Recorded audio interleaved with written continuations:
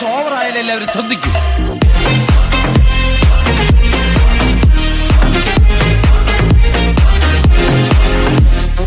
ഉച്ചക്കിരുന്നോളം വിമാനാണ്.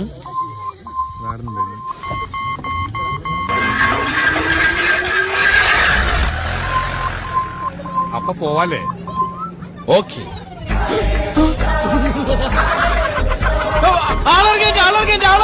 ആ എടപ്പിലി സ്റ്റോപ്പിലിട്ടാ. ബാക്കി വല്ലതും ഉണ്ടാവുകയാണെങ്കിൽ ആലുവയിൽ ഇറക്കാം. പിന്നെ പാപ്പി അയ്യോ അയ്യോ